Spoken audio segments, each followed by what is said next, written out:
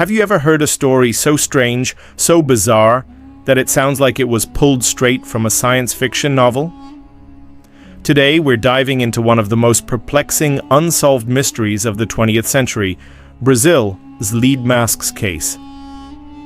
Get ready, because this one will keep you guessing. Our story begins on August 20th, 1966, on a hill called Morro do Vintém, or Vintém Hill, near Niterói, Rio de Janeiro.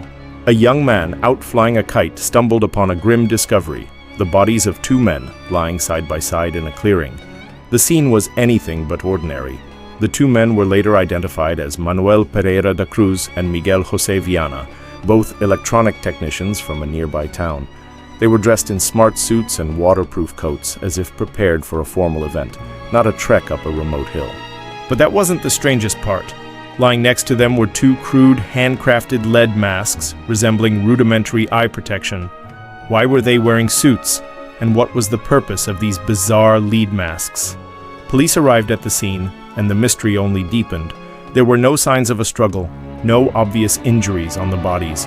It was as if they had simply laid down and passed away. Near the bodies, investigators found an empty water bottle, two wet towels, and a small notebook. The contents of that notebook would turn this strange case into a true enigma. Inside the notebook was a cryptic set of instructions. It read, 1630, be at the specified location.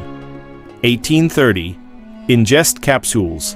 After the effect, protect metals. Await mask signal. What did this mean? Capsules, what effect? And what mask signal were they waiting for? The autopsy report added another layer of confusion. Despite extensive examination, the coroner could not determine a cause of death. Their internal organs were in a state that made toxicological analysis impossible, partly due to the delay in their discovery. The official report was inconclusive. As investigators dug deeper, a fascinating backstory emerged.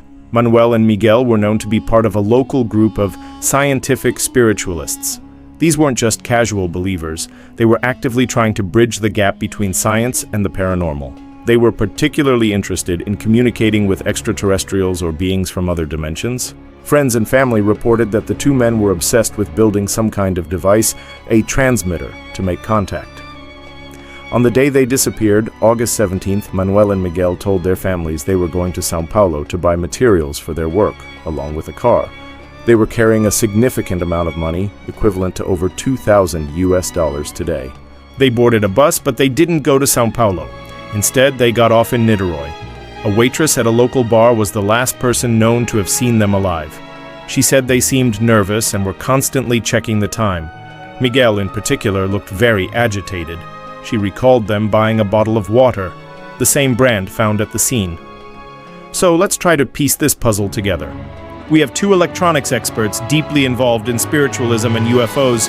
They leave home with a large sum of money telling a cover story. They end up on a remote hill dressed in suits with strange lead masks. They have a note mentioning capsules and a signal. They are found deceased with no clear cause. What could have possibly happened? One of the most popular theories revolves around their spiritualist beliefs. Did they participate in a ritual that went horribly wrong? Perhaps the capsules contained a powerful, fast-acting poison, ingested as part of a ceremony to achieve a higher state of consciousness or travel to another dimension. The lead masks in this theory might have been intended to protect them from some kind of intense spiritual or psychic energy they expected to encounter. The suits? Maybe a sign of respect for the beings they hoped to meet. Another theory suggests a UFO encounter. Could Manuel and Miguel have actually succeeded? Did they make contact with something from beyond our world? Proponents of this idea believe the mask signal was a light from a spacecraft. The lead masks were to shield their eyes from the intense brightness. In this scenario, their deaths could have been an accidental consequence of this close encounter, perhaps from radiation or an energy field their bodies couldn't handle. The lack of physical evidence on their bodies, some argue, points to a cause of death beyond our current scientific understanding. Of course, we must also consider more earthly explanations. What happened to the large sum of money they were carrying? It was never found.